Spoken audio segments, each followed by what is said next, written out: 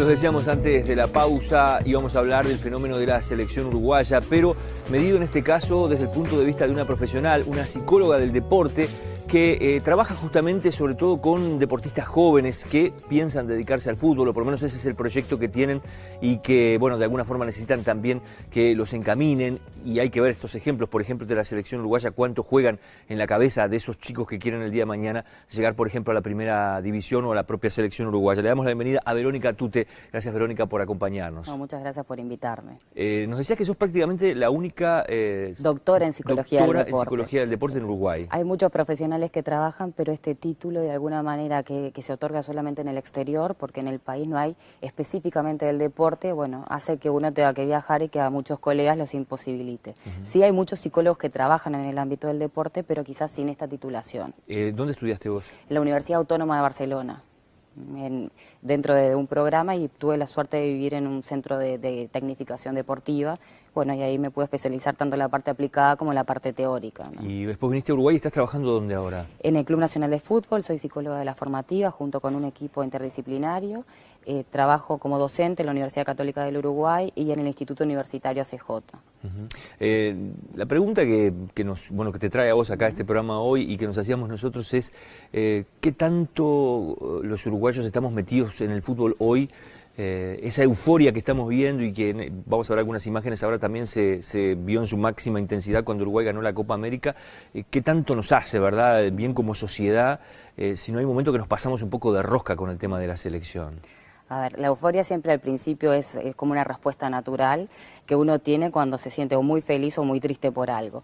Yo creo que lo que hace los resultados obtenidos por esta selección y todo el proceso que lleva es un sentimiento de identificación, en donde uno se apropia de los resultados que han jugado y obtenido 11 jugadores más todo su cuerpo técnico, pero hace que uno se sienta feliz y protagonista de esta misma historia. Y yo creo que dentro del deporte del Uruguay había una gran necesidad, por eso de alguna manera quizás se sobredimensione. A ver, es excelente los resultados obtenidos, pero se sobredimensione en la medida que a veces, bueno, todo un país, niños y demás salgan a la calle hasta altísimas horas de la noche, ¿no? Para otra gente que lo mira de afuera quizás dice, pero bueno, es un resultado deportivo. Sin embargo, ha movido los sentimientos de todo un país. ¿Qué puede pasar con esos jóvenes con los que vos trabajás cuando ven una euforia de estas características? Es decir, bueno, ser hoy jugador de la selección es ser un héroe, yo quiero ser eso, ¿no? ¿Cómo se maneja con adolescentes ese tema? A ver, genera un contagio y genera esto de que tienen referentes. La otra vez Forlán decía que los adolescentes tenían referentes extranjeros porque no se habían identificado con nadie del país. Esto hace que muchos de estos chicos que vieron incluso a sus ídolos que hoy están, como es el caso de Suárez que estuvo en las formativas de Nacional, que si ellos llegaron quizás sea posible también para los que ahora están viviendo esta carrera deportiva. Entonces de alguna manera los baja a tierra, les dice, bueno, si ellos pudieron, con trabajo y esfuerzo yo también.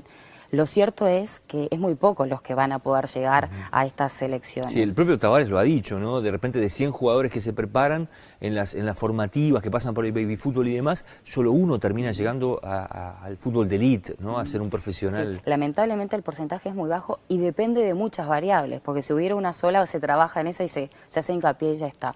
Pero en las formativas lo que juega un rol fundamental es el entorno que tienen estos jugadores, ¿no? Que tengan una familia que esté siempre ahí apoyando, que sea también ese cable a tierra, que pueda de alguna manera bajarlos cuando ellos creen que ya llegaron, porque también pasa que muchos jugadores creen que porque son muy habilidosos a los 13 o 14 años ya no tienen nada que aprender. Y es ahí cuando entramos un poco nosotros, los psicólogos, los asistentes sociales, y les decimos la importancia que tienen todos los técnicos y todas las figuras que van a aparecer dentro de su carrera, y que de todos, incluso de aquellos que no les gustan, van a aprender, aunque sea lo que no hay que hacer. Lo que sí se abre con este proceso de selección, que tiene sub-15, sub-17, es que se anticipa la carrera deportiva, ¿no? Nuestros jugadores llegan de alguna manera a la selección mayor con una cantidad de partidos jugados que no tiene precedentes. Y este fogueo de alguna manera hace que esa experiencia previa los haga rendir mejor. De alguna manera disminuye la ansiedad precompetitiva cuando uno ya ha tenido experiencias pasadas. ¿Qué es lo que más te preocupa de esos adolescentes con los que estás conviviendo? ¿Los ves prácticamente a diario y que tienen ese sueño de ser futbolistas y que de repente, como decíamos, de 100 termina llegando uno nada más? Lo que más nos preocupa a todo el equipo es en realidad las alternativas de vida que tienen estos jugadores. ¿Qué pasa con esos 99 que no llegan?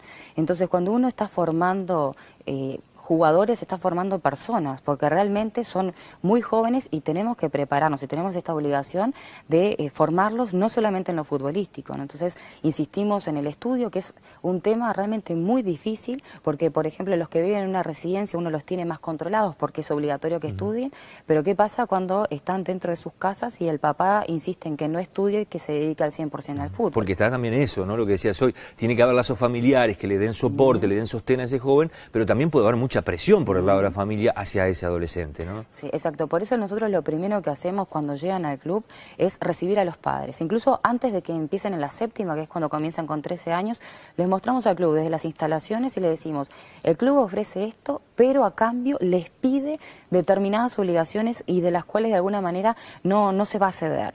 Por supuesto que hay excepciones, porque cuando vemos jugadores estrella, a veces uno dice, bueno, y no es un buen estudiante, ¿qué hacemos? Pero la verdad que se insiste mucho y hemos logrado una alianza con los padres, porque también hay que trabajar en eso, no ver al padre como un opositor, sino intentar ganárnoslo de a poco. Entonces nuestro primer trabajo cuando llega al chico es no ver al chico, sino ver a todos los padres juntos.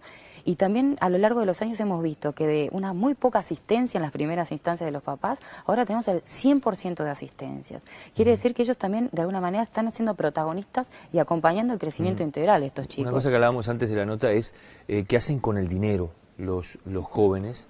No solo en este caso de Nacional, que es tu experiencia, pero pasa por lo que sabemos en prácticamente todos los jugadores que llegan a instituciones donde cobran un sueldo, donde hay cierta organización, que lo primero que hacen muchos jóvenes es ir y comprarse ropa, gastarse todo en ropa deportiva casi siempre, ¿no? De alguna manera esos primeros dineros que reciben y que a veces son muy abultados, lo que les genera es tratar de mostrarle al medio, primero su entorno más próximo, a sus amigos, a sus compañeros de equipo y bueno, y después al resto, de que están teniendo ventajas por el trabajo que están haciendo, porque ellos ya lo asumen como un trabajo. Entonces, bueno, la compra de ropa o de los celulares más modernos es como que les da determinado prestigio y estatus. A veces hay que, y ahí también volvemos a trabajar nosotros, hay que volver a dimensionar que hay chicos de 14 años que quizá están recibiendo un sueldo que es mayor hasta que el nuestro. Entonces ahí, porque incluso ahí cambia la motivación. Antes uno podía motivar diciendo, el que gana le pagan la Coca-Cola, y ahora uno te dice, pero yo me puedo comprar un cajón. Entonces, si no, nosotros no bajamos a tierra, decimos, siguen siendo niños con un manejo de dinero determinado y no lo controlamos, esto se puede ir un poco digamos, de control. Entonces nosotros, ¿qué insistimos? Bueno, es que ellos hagan uso de ese dinero, pero que también tengan que de alguna manera a veces manifestar en qué lo gastan o qué tienen recaudado, o que lo hablen con sus padres, y bueno, y ahí intentar ir, digamos, controlando a medias, porque también tenemos que generar que sean autónomos, ¿no? A veces incluso el jugador de fútbol, que sobre todo el que vive en la residencia, que se le hacen, digamos, tiene muchas ventajas, a veces generamos chicos con pocas habilidades sociales que no saben ni hacer un trámite.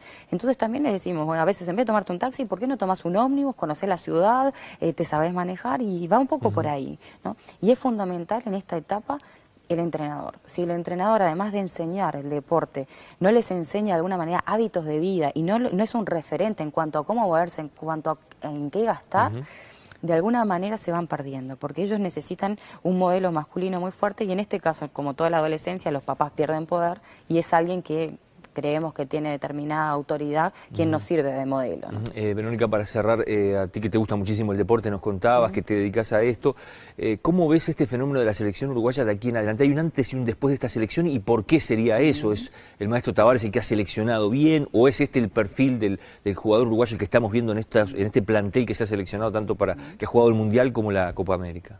Yo creo que el antes y el después viene en realidad de permitirle a un técnico tener continuidad más allá de los resultados, porque el maestro Tavares a un principio tampoco le fue tan bien, e incluso tenemos que decir que fuimos los últimos que estuvimos seleccionados para llegar al Mundial. Sin embargo, el hecho de que le permitan a un técnico tener tiempo y no tener que estar demostrando objetivos inmediatos que no sirven para nada, sino tener esa tranquilidad de poder pensar en el largo plazo, poder pensar en aquellas cosas que son permanentes en el tiempo, eso le da una tranquilidad a este técnico y a los futuros de que realmente lo que sirven son los procesos.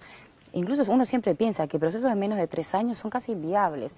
Y bueno, en este caso estamos por el 5º. Entonces yo creo que el antes y el después no viene solamente por el Mundial, sino que viene porque permitieron que un proceso se desarrollara y que ahora está como en su punto caramelo, está llegando a la optimización.